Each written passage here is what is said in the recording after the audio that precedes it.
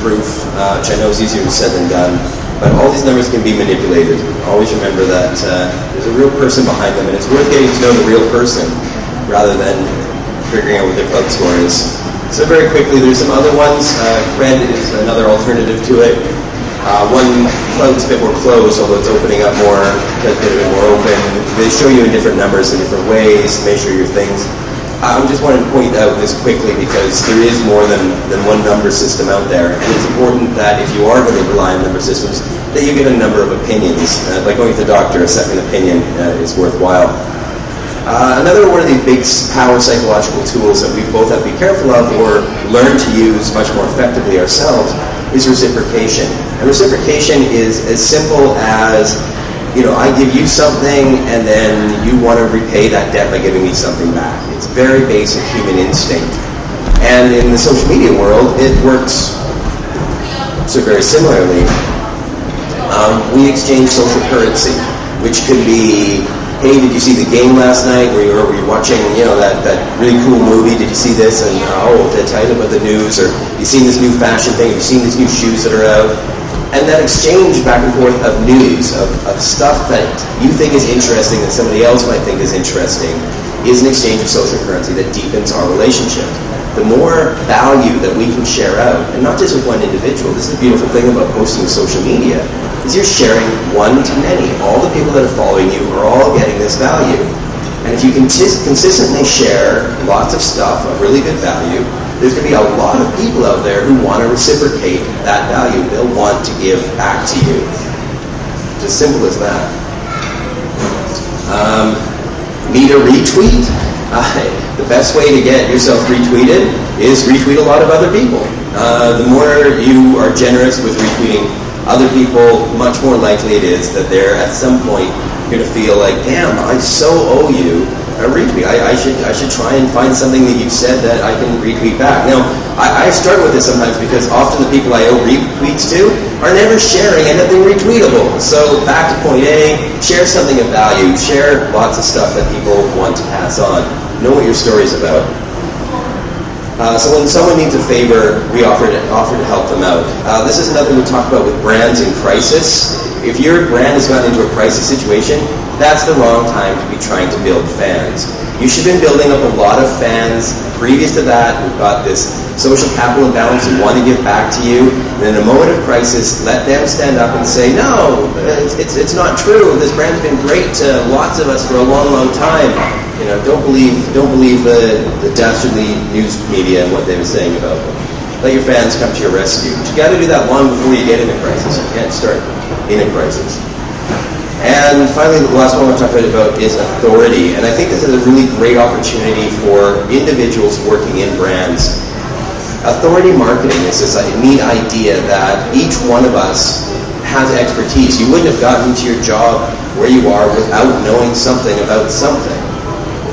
Most of us never broadcast that. Most brands never tap into all these great resources that they have working for them. You want to bring these people out and you want to get them talking about their expertise in the industry. Let them shine, let them discuss. This morning I was talking with someone from IBM who was saying that they've got the brightest people in cloud computing, and she wants now, after thinking about this authority thing, to get them all their own like blogs so they can all talk about cloud computing. And they've never done this before, and it sort of seems like dead obvious to me that if you've got such great expertise, you should be sharing it. But we each need to cultivate this authority. And for good reason. We need to look like authorities in social media. There was an interesting social experiment done where they had a guy dressed, well, first they had him just dressed as a sort of a scruffy character, and he would say to everybody, come on, follow me across the light, when, you know, the light wasn't, you know, it said don't walk, and he was like, come on everybody, let's cross the street anyways, come on, follow me. And nobody would follow him into the intersection. They just thought, who's this crazy guy? And wouldn't pay any attention to him. They then had the guy go back and change into a policeman's uniform, at which point he came back and he gave people the same instructions, but this time he looked like an authority. He says, come on everybody, we're crossing the road now. And the majority of the people stepped off the curb and followed him across the street. We fall for authority. you have every reason right now to go home, dump whatever goofy Twitter picture you have and funny like name that you put on there, put your real picture, put your real name, put what you do, and start looking like an authority. You want people to take you seriously? You want to go places? Start dressing like a policeman. Well, not really, just, you know what I mean, figuratively. So it's a powerful tool of influence. We know that this is the thing, we know that the public wants to talk to authority figures. We don't want to just talk to a brand like without any person behind it. We want, when we talk to a brand online, know that the person we're talking to there is somebody with some level of authority who can actually help solve our problems or connect us and do business. When we talk to a branded account that doesn't have a name, a real person's name, you have no idea. You could be talking to some 17-year-old intern. It's not the sort of trusted relationship that you want. You want to deal with authority. You want to build relationships with authority. Here's a guy who you can go out and hang out with. He's got a great club score. It's 90. He's a chairman and CEO of a whole bunch of companies, a whole big group of companies. His name's Richard Branson. He also does crazy things like, you know, hot air ballooning around the world and setting world records and stuff like that. He is probably one of the most prolific, active social CEOs in the world. He's a celebrity in his own right. And I know none of us are, not many of us anyways, will probably be able to replicate what Richard Branson does. He's a very unusual character. But he is a leader which we can learn from, an authority figure that we can copy the way he does things. If your boss says, "Ooh, I don't know if the CEO should be tweeting," you point to Richard Branson and say, "Don't you want to be like him?" We all can learn something from Richard Branson's authority.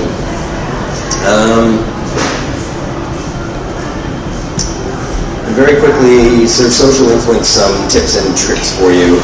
Skip over the external stuff. So, real tools you can go back with and play with. Internally, if you want to start really getting into how to use influence at work or social media, you need to go through a process of identifying and segmenting top influencers. Stop treating social like mass marketing where everybody's the same, because it's not. There's a very big difference between the number of people who will come. There'll be those who, again, are just goofy little accounts that look like trolls. Maybe they are trolls, maybe they're spam bots. And there'll be Richard Branson. And when Richard Branson shows up on your website, you want to treat him differently than when, Spambot 625 shows up. And you can tell how influential people are. You can measure social actions for advocacy and referrals. You can see who's talking about you, who's got good cloud scores. There are plenty of social monitoring and measuring tools out there. The big thing now as well is to start trying to integrate that with your CRM. For those of you who are running retail brands, you want to know who your best customers are. You want to know them online. You want to be able to extend that relationship from the shop online and then back from online into the shop. You want to be able to create VIP experiences for VIPs.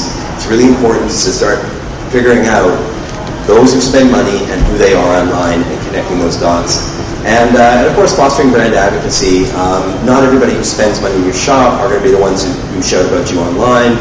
But the ones who shout about you online are just as valuable sometimes as the ones who are spending money in the store, because they will influence the others who come into the store. We all have influence. So you got to pay attention to who the top referrers are as well. Okay, so that very quickly gets me to the end of my presentation. Thank you all very much for listening. We'll do a bit more panel discussion later, and you can ask me tons of questions then.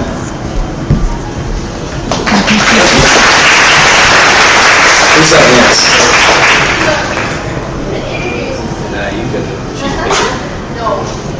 He has given me his LinkedIn profile, so you can definitely. Rudy is, I think for a lot of you here, you probably have heard about Rudy, who used to work for Agenda. That's where I met him years ago, and has become a very, very important mentor for me in my social media journey. I'm serious. It's the first person who has given me a lot of encouragement and support. I'm serious. Had not been able to meet Rudy years ago, I wouldn't have started personally being so involved, because he told me the day we met that you got to be in, and then play the game and play it seriously yourself so that you can understand what's going on. And it's all because of this, and he has been, I have to say, we never have the budget to afford be it agenda at that time, or right now he's the general manager for DDB Tribal Group. But really has been serious, supporting me a lot because he has shared a lot of his experience, insights, and also valuable experiences with me all the time, although I haven't paid him as a client. But it's all because of all these sharing and exchange that Harbour City has been working very, very hard to try and integrate social media into all the existing marketing communication channels that we've been using. Besides being the general manager for DDB Tribal, Rudy also shares all his valuable experiences by being a lecturer and teaching in Hong Kong youth space. Do you still have time to teach now? Yes. So without further ado, let's give my mentor a very big round of applause. Thank you, Karen. Thanks. I'm really flattered for this introduction from Karen. But actually, I don't know why I'm being selected by the group for this morning presentation. You should be the one instead of me. Because my premise is this morning I want to share is everybody can have influences. Everybody to different sort of extents that can have your influence to the others or from your peers. So I have a brief introduction about myself. I'm from the evil side of social media. I work for ad agency. Okay, so there are two parts of my career. The first part of my career I started from as a copywriter, and then went a long way to be a creative director. And then the second half of my career, I started reinvent myself to digital. I started in Yahoo, Karat, Agenda, and I'm now the general manager of Tribal DDB. I have a second job. Karen already mentioned about it. I don't want to talk too much about this. And also have my third job as a blogger. So I blog I manage to blog at least once a week. Not this week yet. I blog mainly about a lot of information about, if you can read Chinese, you can read my blog about some digital trends. Of course, I talk a lot about advertising. And also, I'm also a geek, so I review a lot of gadgets. It's good to be a gadget reviewer because sometimes you can get some free gadgets. And also, like most Hong Kong people, I also love travel. So I also blog a bit about travel. This is more or less like a magazine that designed by myself. So I strongly encourage every one of you can try a bit about blogging. There are different platforms you can try. If you Google me, you will see a lot, all pages. I think at least the first 10 pages you will see me, different content all over the places. My blog, my columns in Flexi Asia, and I wrote a couple of times for marketing as well. You can find my articles there. So if you Google my name, you can find a lot of things about myself. I'm not just don't want to talk about myself. I want to, I know that there are a lot of marketers here. Why I mentioned Google search? Because your target audience, on internet, besides social media, you actively search almost. Who doesn't search in the last week? Who haven't searched? No, none of you, right? So when people search, your social presence will be there. So you have to manage your social presence religiously, not just put stuff there, not just say anything you want to say there. Because once you put on internet, it's like throwing a needle in the ocean. You can't get it back. Even you have. I'm sure you have heard a lot of terrible stories happen with some celebrities. You know what I'm talking. I don't want to talk about this morning, but yes, you have to protect your reputation. Don't just throw stuff there. Okay, so even on Facebook, Okay, your clients are on Facebook, your peers are on Facebook. Don't say anything nasty there or take fight. So managing your social network is like just like a rude person knows lie, you know. So imagine, do you want to sit next to yourself? This is my analogy. Are you an interesting person you want to sit next to for your next dinner or lunch or tea time gathering? Do you want to be that person sitting next to yourself? Are you an interesting person? Are you a person always whining? You know a lot of people would like this on Facebook every other day, or in Twitter. So think twice when you do this. Especially these days, even some people are very naive that, oh, my clients is not on my Facebook. Some people are probably, have you heard about this 6-degree thing? People find a way to get screen cap your post that you say bad things about. Hello. So be careful. Think twice when you post anything on Facebook. And also, whenever you say something negative, you will attract more people to come to you as well. This happens all the time. So, and also try not to stay away from one-dimensional. Even I'm an advertising people from the ad agency. I won't just blog about advertising all the time. Have more dimensions of your social profile. So I have some 3 very basic simple principles I always religiously stick with when I manage my personal profile and also my clients. So be honest, you have to be yourself. Being an expert in something doesn't mean that you have to be a guru or whatever. You have everybody can be an expert in something. Even a mom, even a regular person, you can be good in something that you can share something with your peers. Be more helpful and be positive. So be yourself is very simple. You don't need to be perfect. Okay. I've seen a lot of people like on their Facebook profile they're like rock star. But some people after I met in person, I have some second thought. Okay, Matt Eaton, I know him very well. He's as genuine as in person on his Facebook or in Twitter. You party all the time, right? You drink all the time. You're the other one. And also be helpful. Jay also already mentioned about this. Even as a brand or whatever, be more helpful. I asked a couple of tourism board Twitter a few times. I don't want to mention the country. Ask for help before I travel there. I have received 0 response. That's real, right? A lot of brands and marketers, they spend a lot of money and then, with the agency to manage their social profile, but they're probably just focused on what? Publishing content, right? Instead of the conversation. What is more important? A conversation or just, publishing your press release? Or publishing something that you want to say instead of people want to hear, right? But sometimes some things lead to gesture on your social profile or your brand's profile. Some be a little, give a little help, won't harm.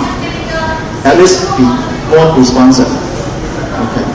I always test different airlines, see how responsive they are. Cathay Pacific, they have done a very good job. Anyone from Cathay here? They have done a very good job. The agency also probably done a very good job. Whenever I mention something, I'll get response from them. At least, say thank you. How often we say thanks to our customers? How often? It's a social network. It's not a TVB Pearl channel. You shouldn't just focus on publishing. You should. I always suggest my clients or also our peers spend at least 40% of the time on conversation to answer or respond to your customers. Of course, the more than will be appreciated. Again, it's say thanks, don't harm. Don't whine. Okay. So pick the right tools. Personally, it's over the place again. So I use many tools on social because, I'm Chinese. I also have to try all the Chinese social tools. You see, there are not more in China these days. I'm sure in the afternoon, the guests from the afternoon will talk more about the tools.